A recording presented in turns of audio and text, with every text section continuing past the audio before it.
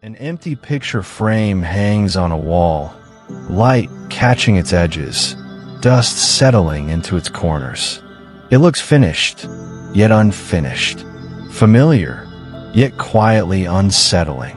Nothing is missing, and still something is absent. It does not demand attention.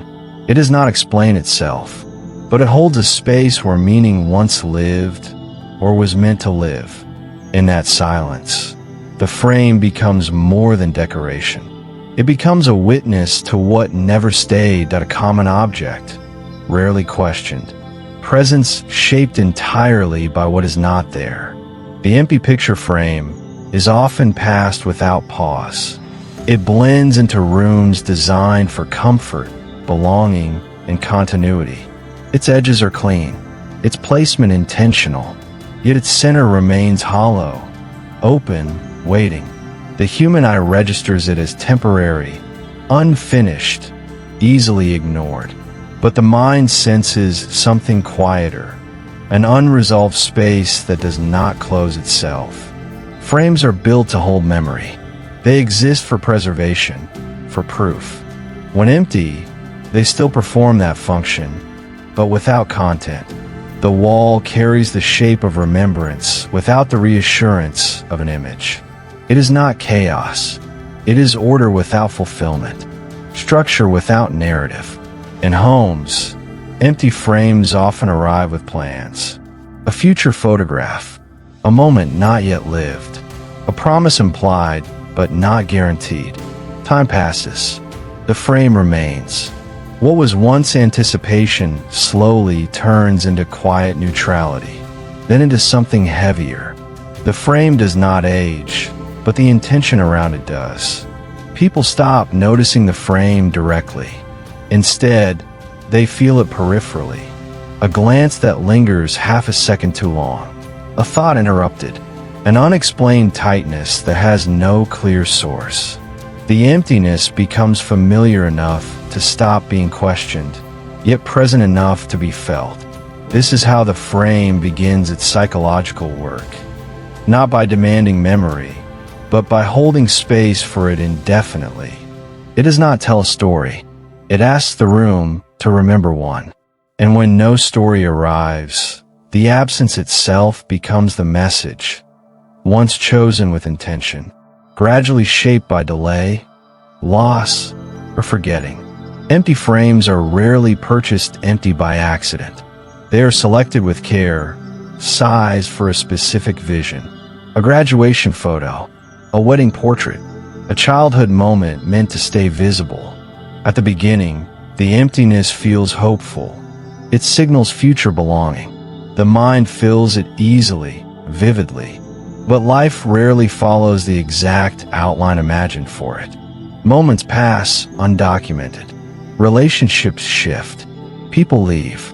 Sometimes the photo is never taken. Sometimes it exists but feels wrong. Sometimes it belongs to a version of life that no longer fits the room. The frame waits through all of it. It does not crack under postponement. It does not protest being overlooked. Over time, the emptiness absorbs layers of meaning. What began as patience becomes reminder. What began as possibility becomes quiet grief. In some homes, frames are emptied deliberately. After a separation, after a death, after a moment that became too painful to look at. The photograph is removed, but the frame stays. It is easier to take out the image than to confront the space it leaves behind. The wall remains marked by where memory once lived openly. Repetition deepens the weight. Each day the frame is seen, but not addressed. Each day the mind makes a small decision not to think about it. Avoidance settles in gently, disguised as normalcy. The object becomes emotionally charged not because of drama, but because of endurance. The frame becomes heavy because it holds time without resolution. It keeps asking a question that no longer has a clear answer. What was meant to be here? Memory seeks containers. Absence becomes a shape the mind can hold. The human mind is not comfortable with formlessness. It looks for edges, outlines, places to store meaning. Objects provide those boundaries. They make emotion tangible, manageable. A picture frame is especially powerful because it is designed to hold identity, connection, proof of experience. When a frame is empty, the mind does not experience nothing. It experiences expectation unfulfilled. The brain fills the space with imagined content, with echoes of what could have been there. This process is subtle, often unconscious. The emptiness becomes a screen for unresolved feeling. Psychologically, the frame operates as a memory placeholder. It keeps emotional files open. It prevents closure without actively resisting it. The absence stays visible, contained, socially acceptable. No one questions an empty frame the way they question visible grief. Attachment forms not to the object itself, but to what it represents: continuity, validation, belonging. The frame promises that something mattered enough to be framed. When that promise is broken or delayed, the mind lingers. This is why empty frames can feel heavier than broken ones. A shattered object signals an ending. An empty frame signals suspension. It asks the psyche to live with unfinished meaning. The mind returns to these suspended spaces repeatedly, not to solve them, but to confirm their presence. It is a quiet form of emotional accounting. The frame helps the mind remember what it has not resolved, without requiring words. Seen daily, rarely acknowledged. Avoidance disguised as peace. People often rearrange rooms around what they do not want to confront. An empty frame is left where it is because moving it would require a decision. Filling it would require emotional alignment. Removing it would require acknowledgement. Leaving it untouched feels neutral, but it is not. The avoided glance is a psychological compromise. The eyes slide past the frame without resting. The body adjusts. The room adapts. This avoidance protects against discomfort, but it also maintains it. The frame becomes a quiet agreement between the mind and the environment. Do not ask too much. Resistance forms because the frame represents choice deferred. To notice it fully would be to recognize time passed, intention changed, or loss accepted.